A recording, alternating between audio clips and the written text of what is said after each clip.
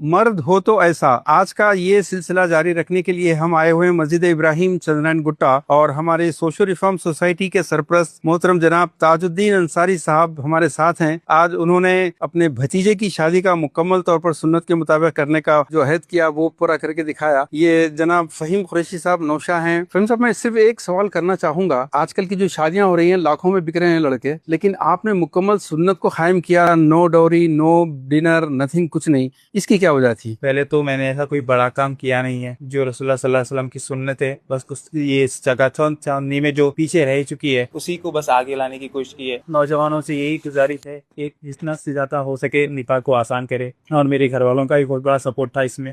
دلہن کے والد برہان الدین انصاری صاحب، آج کل لڑکے تو بغیر کھانے بغیر جہیز کے کرنے کے لیے بہت لوگ ہیں، تیار ہیں، لیکن لڑکی والے نہیں مانتے، تو یہ جنگ تو آپ کو بھی لڑنا پڑی ہوگی، تو یہ جنگ آپ کیسے جیت پائے، ذرا یہ بولیے۔ پہلے میں محمد فہیم قریشی اور ان کے اہل خاندان کو، تمام ارکان کو مبارکباد دیتا ہوں، اور وہ قابل مبارکباد ہے اس خوشی کے موقع پر کہ انہوں نے اس پرآشوب دور میں جتنی ہمت کا مظاہرہ کیا ہے وہ بہت بڑی بات ہے۔ آج کے دور میں جہاں پر ہر قدم پر ایک لالچ ہے، کہیں بھائی کے خواہشات، کہیں ماں باپ کے خواہشات، کہیں لڑکے کے خواہشات، لیکن ان سب کو پس پش ڈال کر کے محمد فہیم قریشی اور ان کے اہل خاندان نے اس کی تکمیل کے لیے آگے بڑھے ہیں، وہ قابل مبارکباد ہے۔ تاج الدین انصاری صاحب، بہت بہت شکریہ، آپ نے جو عہد کیا، جو سرپرستی کی، آپ خود بھی اس پہ قائم ہیں۔ میں چاہتا ہوں کہ آپ پوری امت کو ایک میسج دیں۔ میں اپنے 2 لڑکوں کی شادی اسی طرح سے کیا، اور 3 میرے گھر کے لڑکیاں اسی طرح سے شادی ہوئی۔ میری دعا ہے کہ ہر نوجوان لڑکا اور لڑکی کو جو سو اس کی ہدایت عطا فرمائے۔ خاندان کے ذمہ داروں میں ہیں